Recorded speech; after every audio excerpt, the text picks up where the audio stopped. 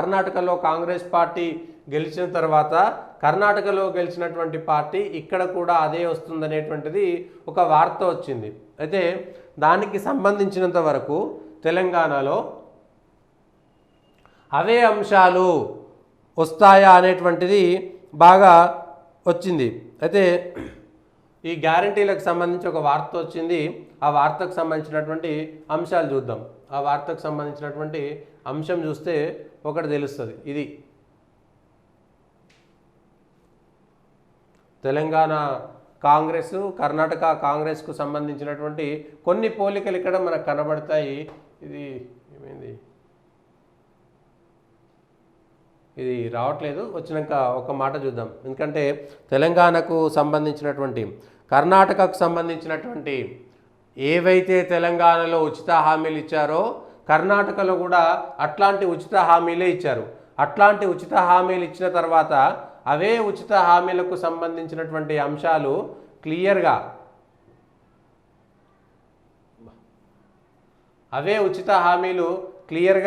మనకు అర్థమవుతున్నాయి. ఆ ఉచిత హామీల వల్ల ఏమైందంటే ఈ వార్త ఇక్కడ ఇది డౌన్లోడ్ అవ్వట్లేదు.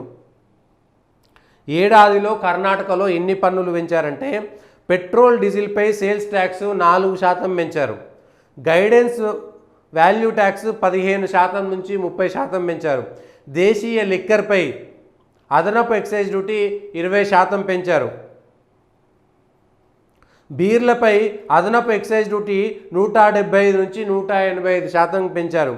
రిజిస్టర్ అయినటువంటి రవాణా వాహనాలపై అదనపు సెస్ 3% పెంచారు. 25 లక్షల పైబడినటువంటి ఎలక్ట్రిక్ వాహనాలపై లైఫ్ టైం ట్యాక్స్ కొత్తగా విధించడం మొదలుపెట్టారు. ఎందుకు? కర్ణాటకలో గుదిబండలాగా గ్యారంటీలు ఉండడం వల్ల. అక్కడ కూడా సేమ్ ఆంధ్రాలో కూడా కాంగ్రెస్ లాగానే 6 గ్యారంటీలు 6 గ్యారంటీలు అక్కడ కూడా అదే చెప్పారు. ముఖ్యమంత్రి నన్ను ఆర్థిక సలహాదారుడుగా నియమించుకున్నారు. నేను ఆయనతో రోజు మాట్లాడతా. చెరువులు డబ్బులు వచ్చాయి. రాష్ట్రంలో జరుగుతున్న అభివృద్ధి పని ఇది ఒక్కటే. ఒక చెరువులో కొప్పల్ జిల్లాలో జరిగినటువంటి చెరువు ఒకటే.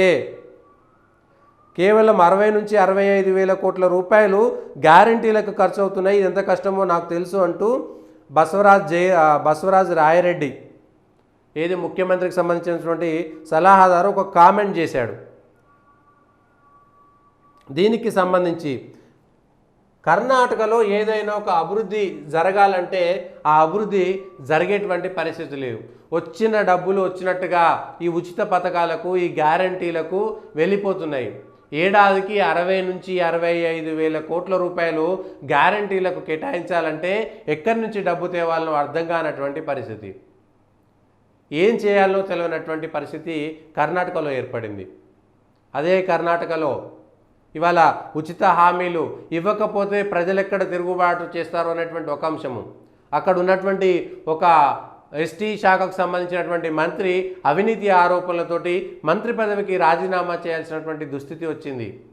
ఈ హామీలు డబ్బులు విపరీతమైనటువంటి ఉచిత హామీలు, ఆ తర్వాత ఎన్నికల ఖర్చు తడిసి మోపెడి కావడము, ప్రభుత్వ ఖజానా నుంచి ఎన్నికల ఖర్చులు తీయాల్సినటువంటి దుస్థితి రావడం అనేటువంటిది ప్రజలకు సంబంధించినటువంటి అంశము. ప్రజలు ఆలోచించాలి.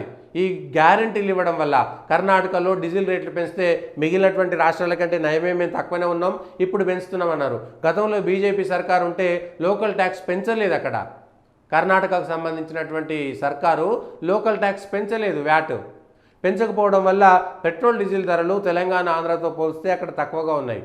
కానీ ఇప్పుడు ఆ 3% కూడా పెంచి వచ్చినటువంటి డబ్బులతోటి ఉచిత పథకాలు పందేరాలు ఇవ్వాల్సి వస్తుంది. అది తెలంగాణ కావచ్చు, కర్ణాటక కావచ్చు, ఆంధ్ర కావచ్చు. అమ్మ ఒడి, నాన్న తడి, నిన్నబడి, రేపు ఈ ఉచిత పథకాలు, రుణమాఫీలు, రైతు బంధులు ఇవన్నీ కూడా ఇబ్బడి ముబ్బడిగా మహిళలకు ఉచిత బస్సు వల్ల మహిళలు సాధించినటువంటి ప్రగతి ఏమిటి? ఈ అంశాలు కదా తెలుసుకోవాల్సింది. కర్ణాటకకు సంబంధించినటువంటి ఆ రాష్ట్రంలో జరుగుతున్నటువంటి గుదిబండ లాంటి అనేకమైనటువంటి అంశాలు ఏవైతే ఉన్నాయో తెలంగాణలో కూడా ఇవాళ దేశంలో ధరలు పెరుగుతున్నాయి అంటున్నారు. కానీ ఇవాళ రిజిస్ట్రేషన్ ట్యాక్స్లు ఎందుకు పెంచాల్సినటువంటి పరిస్థితి వస్తుంది?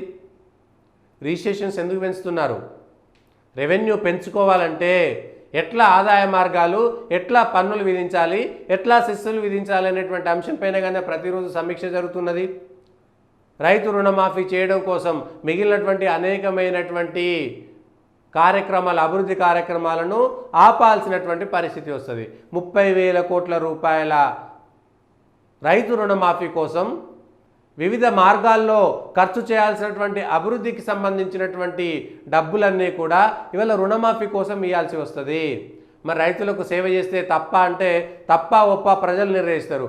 కానీ జరగాల్సినటువంటి అభివృద్ధి, ఆంధ్రాలో జగన్ ఏం చేసిండు, సంక్షేమ పథకాలు ఇట్లా బటన్ నొక్కితే చాలు అందరికీ నెలకు 10,000, 20,000, 50,000 ఒక్కో కుటుంబానికి ఏడాదికి ₹1,00,000 సహాయం చేసినాం కాబట్టి వాళ్ళంతా మనకే ఓట్లు వేస్తారు అనుకుంటే ఎక్కడ ఓట్లే లేదు.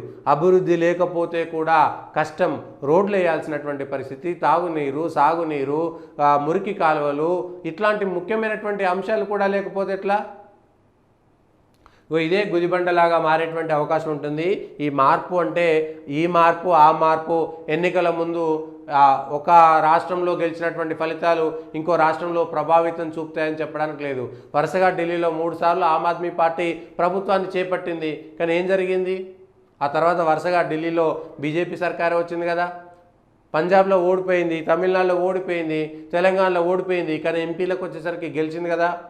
కాబట్టి ఒక ఎన్నికకు ఇంకో ఎంపికకు పొంతన కానీ, పోలిక కానీ, సారూప్యం కానీ ఉండే అవకాశాలు చాలా తక్కువ. అది భారతదేశంలో ఇన్ని రాష్ట్రాల కలయికలో ఆ రాష్ట్రాలకు సంబంధించి ఆ స్థానిక సమస్యలు, ఆ స్థానిక నాయకత్వము, అట్లాంటి కుల సమీకరణాలు, డబ్బు సమీకరణాలు, అధికారిక సమీకరణాలు ఇవన్నీ కూడా కలిసి జరిగేటువంటి ఉప ఎన్నికల ఫలితాలు దేశవ్యాప్తంగా ప్రభావితం చూపుతాయనడం అనేటువంటిది ఒక విడ్డూరంగా మనం చూడవచ్చు.